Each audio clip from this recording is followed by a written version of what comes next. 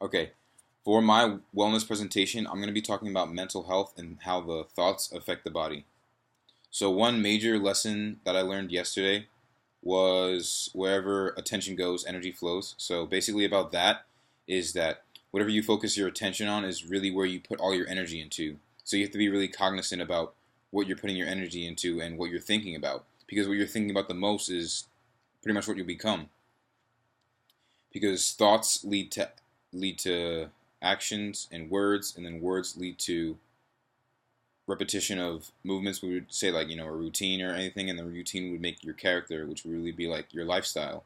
So your thoughts would be like the first step, the building block of all those activities. So basically, if you're an optimistic person, and you're having optimistic thoughts, then you have an optimistic lifestyle and an optimistic way of life. You'll look for the better in things. You'll look for the highest goal. You'll be an opportunist. You'll look for the easiest path, but also the path of least resistance. So you're not avoiding obstacles, but you're still going through challenges. But say you have a pessimistic lifestyle or a pessimistic way of living, then you might have also, or more importantly, you might have pessimistic thoughts, both about yourself and maybe towards others. If you see yourself constantly judging others, then maybe in a way you're also judging your body, because humans are very similar. When we're judging another part of our species, we're judging ourselves. Because if you think like if another monkey judges another, or another duck judges the way that duck swims or quacks, you kind of think about it. He's judging his own species, his own part of him. Oh, something very. You have a lot of similarities between the animals, so it's almost like you're judging another part of yourself. And just to be more cognizant of how your thoughts affect the way you live is really um, my my view on mental health, and how it really has a huge effect on daily living and what's going on. So I'm trying to think of one example for. Say you want to have a lifestyle. Say you have a really huge desire to be an Olympic swimmer. Then to achieve that, you have to make your thoughts align with that. You have to believe that you are capable of that. You have to believe that you can do that, and you have to give yourself time to adapt to that. But if you're pessimistic about it, if you're thinking down about yourself, then you might go through thick and thin. You might fight. You might get to the highest heights, but if your thoughts are not there, if you're not thinking one step ahead of yourself, that you're there already, then you probably won't succeed. You might not make it the whole way because you're thinking down on yourself. And also that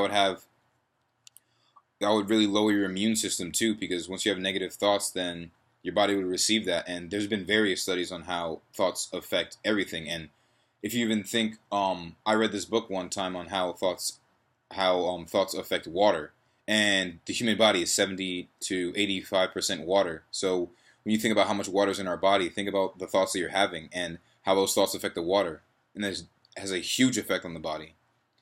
So basically, what the professor, he was a professor in China, and he did this study on how thoughts were affecting the water, and he had one cup of water on the left and one on the right, and on the left he spoke really high words about the water. He said, "I love you, I thank you for being here," all positive words. And on the right, he said a lot of negative things about the water. I was like, "I hate you, I don't like you, you should get out of here," talking about death and all that.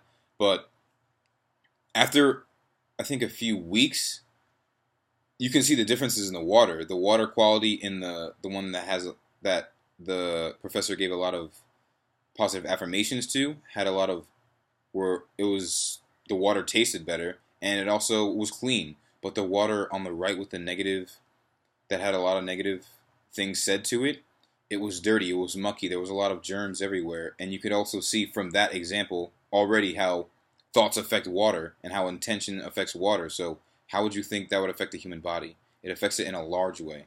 Mental health is a huge part of optimal health, because mind controls body. So if you have a good mental health, you have a good body health.